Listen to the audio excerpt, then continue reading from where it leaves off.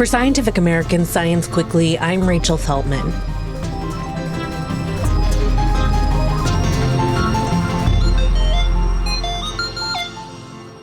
Breaking headline as we're on the air tonight, just in from the CDC, the sudden shakeup. At this hour, folks, we are trying to figure out the job status of the CDC director, Susan Monarez. We're following breaking news out of the CDC where top officials are resigning en masse.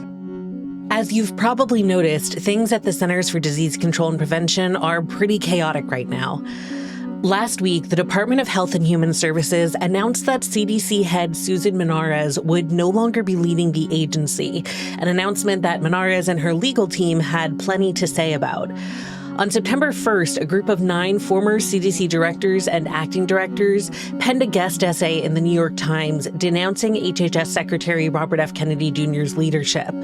The group of CDC veterans who have served presidents of both major parties and collectively carry more than a century of experience at the agency called Kennedy's recent moves unacceptable and said his actions should alarm every American regardless of political leanings. Additionally, a group of more than 1,000 past and present HHS employees put out a letter this week calling for Kennedy to resign. Here to update us on the situation at the CDC is Lauren Young, Associate Editor for Health and Medicine at Scientific American. Lauren, thanks so much for coming on to talk to us. Thanks for having me. So, big picture, what's going on at the CDC right now? Yeah, so it's a bit chaotic, and a lot of it is confusing in the sense that we've been getting information rolled out, minute by minute. We've even had new developments that happened latter half of the week after the major announcement that Susan Monarez is no longer the CDC director. We've had several other top officials submit resignations, and at the end of last week, RFK Jr. announced an acting director for the CDC. So it's a lot of things up in the air with these several resignations of top officials. A lot of branches of the CDC are currently leaderless. So it's going to take some time to figure out who's filling in where. And there's a lot of concern among experts on how this is going to roll out with regular just functioning at the CDC, just day-to-day operations. It's a good reminder that the CDC, yes, is the primary public health agency that we have in the U.S. that's on top of things like pandemic preparedness, the COVID vaccines, other vaccine schedules, childhood vaccination schedules, but other things just like general outbreak surveillance. So we're just hot off the tails of a major measles outbreak. So we're kind of sitting in a hot seat right now, trying to see how this is all going to shake out in just daily operations. Yeah, so let's start with the head of the CDC, or perhaps former head of the CDC. Last week, there was a lot of confusion about what the status of her employment was. Could you tell us about her background, who appointed her, how long she served, and what's been happening in the last week or so? Yeah, so Susan Monarez has actually been a public health figure for quite some time. She's actually served for multiple presidential administrations prior to this. She's not a physician, but she's been in the public health space for quite some time. So President Trump originally appointed and nominated Monarez for the position, and she was sworn in July 31st. So she's really only been the director officially for the CDC for, a few weeks. Prior to that, she was serving as the acting director, but for some time, the CDC had actually been leaderless for several months. And so within the last few weeks, we've, gotten news that she was supposedly stepping down, but that's been quite legally contentious. Can you tell us more about that? Right. So last Wednesday, during the day, the Department of Health and Human Services posted on X that Monarez was no longer CDC director. There wasn't a lot of context to it. It was just this kind of blanket post. Shortly after that, Monarez's lawyers, her legal team, posted a statement saying she had not received any notice that she had been fired and she was not planning on resigning or stepping down. And shortly after that, the White House spokesperson basically confirmed that she had been dismissed and had been terminated. This was confusing because then her legal team came back again and posted, well, actually, since the president was the one who appointed her and she is Senate approved, only the president can be the one to dismiss her formally. So technically speaking, and from my reporting, as of Tuesday, I haven't seen anything that has indicated that the president has changed his mind or made any decisions whether to reappoint her or to support the decision. But theoretically, because she is a presidential appointee and was approved by the Senate, President Trump can come in and overturn this decision. So things have been kind of chaotic at the CDC for a while, to say the least. You know, they've been changing their recommendations about various vaccination schedules and requirements and having public health experts and organizations actively conflict with them in a way that's really unprecedented.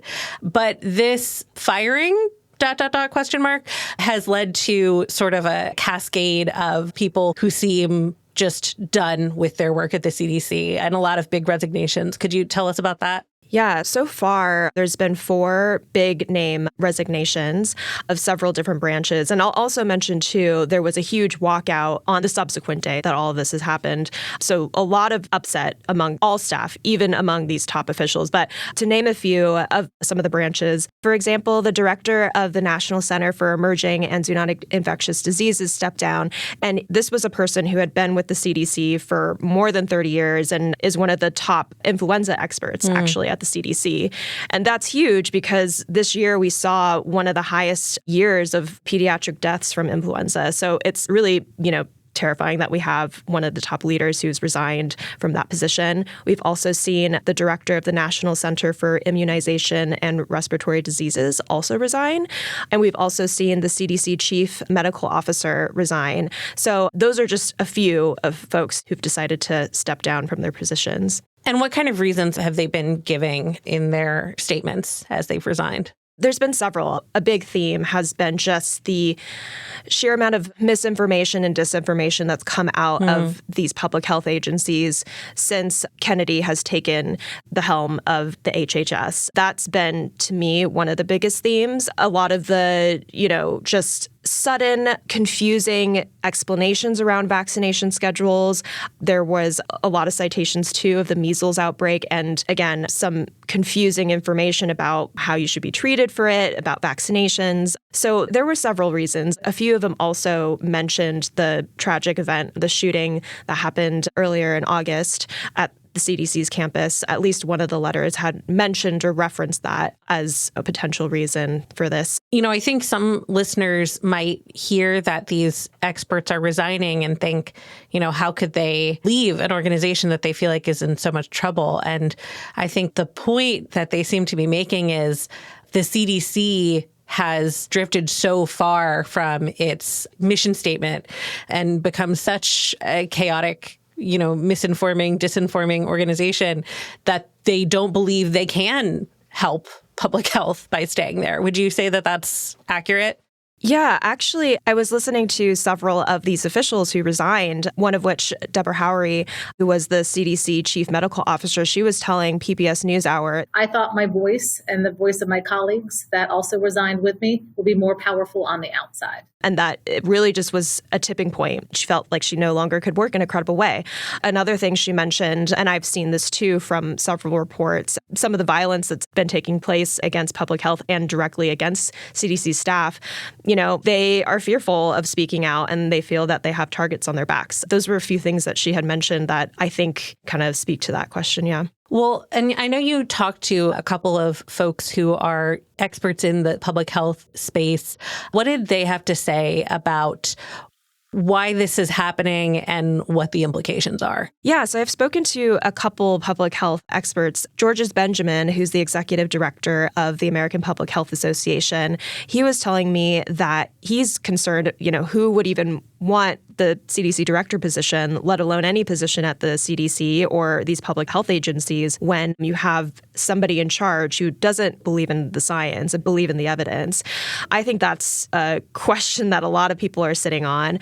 And he also mentioned, he's like, you're seeing these people leaving because they've essentially just had enough. They've had enough of trying to push for the evidence, following where the data is leading them, but then not being listened to. I've been hearing a lot of that in the conversation.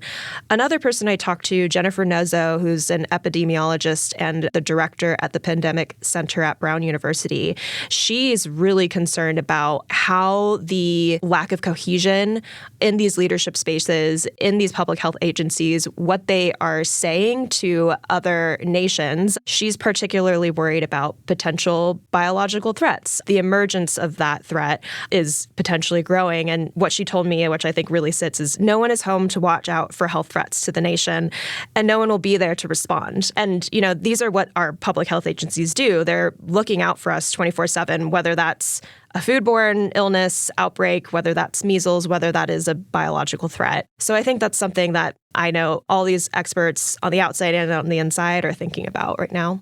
Well, and, as you mentioned, there are a lot of question marks about who will lead the CDC, who would want to, who HHS and the president want leading the organization, given the people that they've pushed out.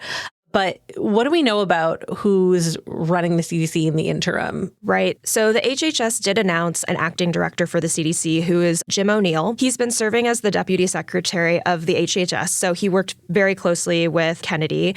So he's going to be right now the acting director of the CDC. And like Monarez, he's also not a physician. He was a Silicon Valley investor and entrepreneur, worked in aging longevity spaces. And during the pandemic, he was pretty critical of the CDC's response. So far from what we know of O'Neill's stance on vaccination is he's publicly stated that he's pro-vaccine and that he has been an advisor to a vaccine company. So we're just going to have to wait and see what happens. Thanks so much for coming on to talk us through this, Lauren. Thanks so much for having me. On Thursday, which is when I'm recording this, Kennedy testified before the Senate. While the hearing's stated focus was the administration's healthcare agenda for 2026, he was, of course, questioned on recent changes to the CDC. Kennedy maintained that those changes were necessary. For more up-to-date news on this subject, go to scientificamerican.com. That's all for today's episode. We'll be back on Monday with our Science News Roundup. Science Quickly is produced by me, Rachel Feltman, along with Fonda Mwangi, Kelso Harper, and DelViscio. This episode was edited by Alex Sugiura. Shayna, Posses, and Aaron Shattuck fact-check our show. Our theme music was composed by Dominic Smith.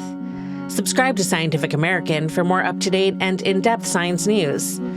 For Scientific American, this is Rachel Feltman. Have a great weekend.